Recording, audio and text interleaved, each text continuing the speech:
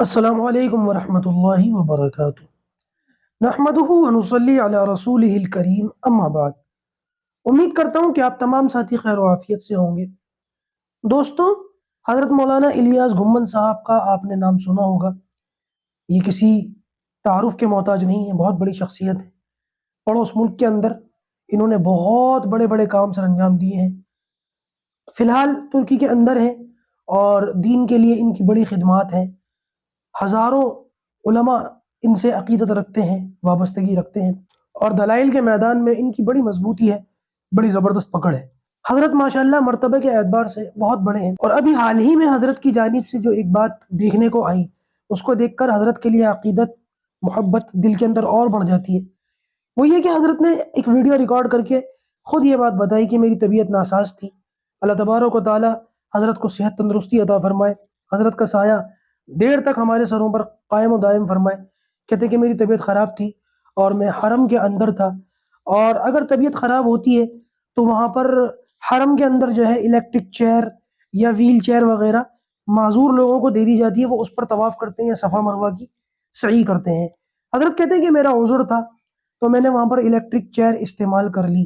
حالانکہ حضرت ماشاءاللہ عمر میں بھی اچھے خاصے ہیں، لیکن ایک چھوٹی عمر کے عالم، نوجوان عالم، انہوں نے حضرت کی توجہ اس طرف دلائی کہ حضرت آپ نے جس عذر کی وجہ سے الیکٹرک چیئر کا استعمال کر کے بیت اللہ کا طواف کیا ہے اور صفا مروہ کی سعی کری ہے، وہ عذر اتنا بڑا نہیں ہے کہ اس کے لیے الیکٹرک چیئر کا استعمال کرنا پڑتا اور الیکٹرک چیئر کے اوپر جو ہے وہ صفا مروہ کی سعی کرنی پڑتی، بیت اللہ کا طواف کرنا پڑتا۔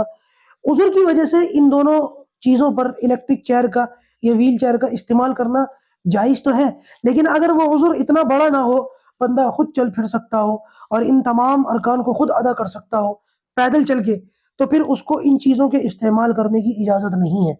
اگر کر لے تو پھر دم لازم آتا ہے، سعی کا دم الگ ہے اور بیت اللہ کے طواف کا دم الگ ہے۔ تو حضرت کہتے ہیں کہ واقعی مجھے اگرچہ عذر تو تھا، لیکن میرا عذر اتنا بڑا نہیں تھا کہ میں خود چل پھر کر کے طواف نہ کر سکوں اور صفا مروہ کی سعی نہ کر سکوں۔ اب ان نوجوان عالم دین نے جو عمر کے اعتبار سے حضرت سے بہت چھوٹے ہیں، حضرت کی اس طرح توجہ دلائی، اور حضرت چاہتے تو ان سے انفرادی طور پر کہتے تھے ہاں بھائی میری غلطی ہے،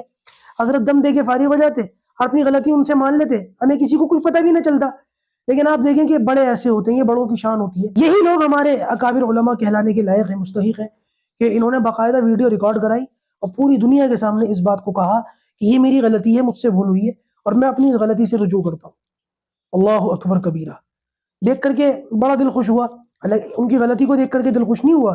یہ دیکھ کر کے دل خوش ہوا کہ حضرت نے اس بات کو ہم لوگوں کے ساتھ شیئر کیا اور پوری دنیا کو بتایا کہ دیکھو یہ ایک مسئلہ ہے، اور اس مسئلے کے اندر اگر کوئی اور بھی غلط فہمی میں مبتلا ہوگا تو وہ بھی انشاءاللہ اس سے توبہ کرے گا۔ اور حضرت نے یہ بات بھی بتا دی کہ دیکھو میں بھی انسان ہوں، مجھ سے بھی غلطی ہو سکتی ہے، ورنہ اللہ حفاظت فرمائے دنیا میں ایسے بہت سارے لوگ ہیں جو روزانہ نہ جانے کچھ نہ کچھ زبان سے نکالتے رہتے ہیں، ان کے بہت سارے بیانات انٹرنیٹ کے اوپر، سوشل میڈیا کے اوپر آتے رہتے ہیں، اور بہت ساری غلطیاں کوتاہیاں ان سے ہو جاتی ہیں۔